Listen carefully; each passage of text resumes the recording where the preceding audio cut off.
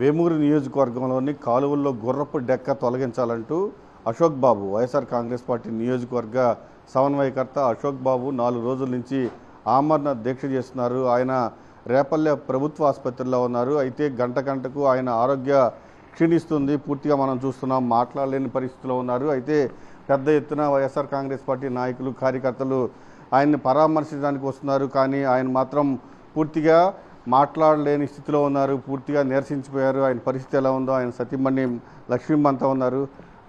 ఎట్లా ఉందమ్మా?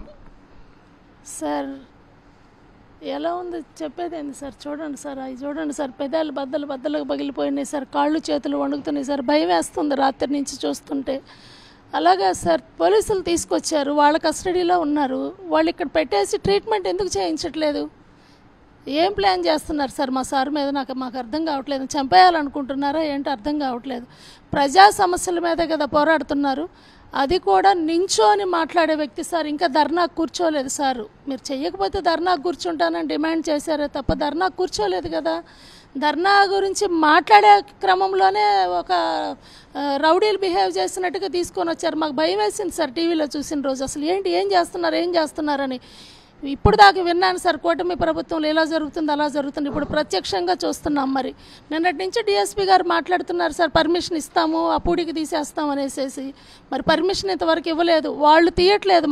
మనం స్వచ్ఛందంగా శ్రమదానంతో చేయాలని మన కార్యకర్తలు ఆలోచిస్తున్నారు సార్. బట్ దానికి రాత్రి పర్మిషన్ ఇస్తానన్నారంట ఈరోజు ఉదయానికి. మరి ఇంతవరకు ఇవ్వలేదు. చేస్తేనే కేసులు పెడతానంటున్నారు.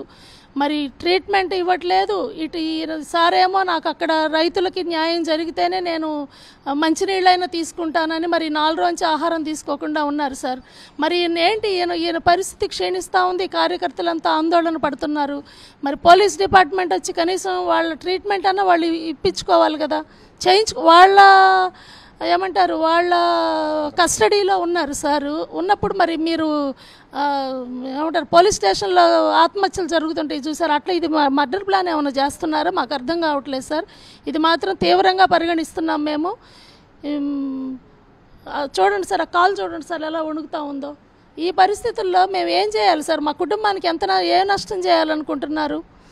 ఇంతకంటే అసలు మాకు ఏం అర్థం కావట్లేదు సార్. మాట్లాడినట్టున్నారు ఈరోజు ఎప్పుడు మాట్లాడుతున్నారు సార్? మాట్లాడితే ఎలా ఉందంటే అసలు ఏదో ట్రాన్స్లో మాట్లాడినట్టు మాట్లాడుతున్నారు. మాట్లాడిందే 1-2 సార్లు రిపీటెడ్గా మాట్లాడుతున్నారు సార్. అసలు ఏం అర్థం కావట్లేదు సార్. ముందు ఆయనేమో నేను ఇప్పుడు నించోలాగే కూర్చున్నాను సార్, కాళ్ళు చేతులు వణుకుతున్నాయి మాకు రాత్రి నుంచి. ఏం చేయాలనుకుంటున్నారు అర్థం కావట్లేదు సార్. అసలు ఏంటిది? దాన్ని ఏమంటారు, అంబేద్కర్ గారు రాసిన రాజ్యాంగంలో ఒక దళితులకి ఎన్నో ఉన్నాయి సార్. చాలా కళ్ళకద్దుకొని పూజిస్తారు అంబేద్కర్ గారిని. ఎందుకంటే ఆయన ఎక్కువ శాతం అందరికీ చేశారు, ఓసీలకి, బీసీలకి, ఎస్సీలకి అందరికీ చేశారు. కానీ ఎస్సీలకి ఆయన దేవుడు లాంటి వాడు. మరి ఒక దళిత నాయకుడిని కూడా మీరు ఇంత తీవ్రంగా ఎలా శిక్షిస్తున్నారు? ఏమైనా గంజాయి అమ్మారా మా సార్? ఏమన్నా చెప్పండి, మేమే తీసుకెళ్ళమని చెప్తాం. పోనీ ఏమన్నా డ్రగ్స్ అమ్ముతున్నారా? ఏమైనా ప్యాకెట్లు ఆడిస్తున్నారా? ఏమి సంఘ విద్రోహ చర్యలు ఏం చేయిస్తున్నారో చెప్పమనండి. డిఎస్పీ గారిని మీ మీడియా ముఖంగా నేను అడుగుతున్నాను. ఏం సార్ మా సార్ ఏం చేశారు చెప్పండి, చరిత్ర తీయండి సార్. సార్ది రాజకీయాల్లోకి వచ్చిన 15 సంవత్సరాల నుంచి ఎప్పుడు ప్రజల పక్షాన పోరాడారు తప్ప, అది కూడా ప్రజలకు ఉపయోగపడే పనులే చేశారు తప్ప ఏ రోజు ఒక్క మైనస్ లేదు సార్లో. అలాంటి వ్యక్తిని మీరు మీ ప్రభుత్వానికి వైఎస్ఆర్సీపీలో బలంగా ఉన్నారని ఏమన్నా మీరు ప్లాన్ చేస్తున్నారా? మాకు అది అనుమానంగానే ఉంది సార్. పోలీసులు దాడి చేశారు కదా, ఆ పెయిన్స్ ఇంకా ఉన్నాయమ్మా? ఏంటి సార్, వెనక ఇలా పట్టుకుంటే షర్టు ఇట్లా ఏదైనా సరి చేద్దామని ఇలా పట్టుకున్నప్పుడు అబ్బా అని అరుస్తున్నారు సార్. ఆయన ఇంకా చాలా భరించే శక్తి ఎక్కువ అశోక్ గారికి. అలాంటి వ్యక్తి కూడా అటు తిరిగి ఇటు తిరిగి విల్ పవర్తో ఉంటున్నారు. కానీ సార్ ఇలా పట్టుకున్నప్పుడు అరుపు వస్తుంది నోట్లో నుంచి. అసలు అది ఆ కాలు వణుకుతుంటే నాకు భయం వేస్తుంది సార్. రాత్రి నుంచి ఎట్లా వణుకుతుందో చూడండి సార్. ఎటుదారి తీసిద్ది అదని భయంగా ఉంది. ఆనిక ఈ చిన్న ప్రాబ్లమ్స్ సార్. ఏంది సార్ 5 లక్షల మ్యాటర్ అంటే సార్, ఆయన పర్మిషన్ ఏంటి సార్? మా బంగారం పెట్టి మేము చేయించుకుంటాం, నేను పర్సనల్గా చేయించుకుంటాం, మా కార్యకర్తలు కూడా కాదు సార్. ఆయన ఇవ్వమనండి పర్మిషను. ఏది ఇంత దారుణానికి పూనుకుంటున్నారా ఈ మా నాయకులు? నియోజకవర్గానికి ఓట్లేసి గెలిపించుకున్న వాళ్ళు వచ్చి ఏ రోజు తొంగి చూశారు లేదో నాకైతే తెలియదు సార్. మన ప్రజలు చెప్తా ఉంటారు ఆయన ఎప్పుడు రాడమ్మా చూడమ్మా అని. సరే నువ్వు రావు, ఇంకొకళ్ళు చేస్తున్నారు కదా, చేయనివ్వాలి కదా. నువ్వు చేయనీయకుండా అంటే పేరు ఇప్పుడు అశోక్ గారికి ఏం రాదు సార్, అదంతా ప్రజలది. 4 నియోజకవర్గాలు ముడిపడిన రైతులు, పేద రైతుల సంబంధించిన సమస్య అది. ఎందుకు ఒప్పుకోరు మీరు? పోనీ మీరే చేయండి. అసలు మా వల్ల జరిగింది అనేది కూడా మేము స్టేట్మెంట్ మా కార్యకర్తలు ఇవ్వరు సార్, మా నాయకులు ఇవ్వరు. వాళ్ళనే చేసుకుని వాళ్ళనే తీసుకోమనండి క్రెడిట్. మనిషిని మాత్రం చంపొద్దని చెప్పండి సార్. మనిషిని చంపే స్థాయికి తీసుకొస్తున్నారు. ఇది ఎంతవరకు దారితీస్తుంది? ఏం చేయాలనుకుంటున్నారో చెప్పమనండి. డిఎస్పీ గారిని మాత్రం నేను గట్టిగా అడుగుతున్నాను సార్. డిఎస్పీ గారు ఇంతకుముందు మేము మిమ్మల్ని పోయినసారి ఎలక్షన్స్ అప్పుడు కూడా కలిశారు. ఎంత ప్రేమగా ఎంత బాగా మాట్లాడారు. స్త్రీల పట్ల ఇలానే సార్ మీరు ప్రవర్తించేది. మా కుటుంబానికి ఏం చేయాలనుకుంటున్నారు?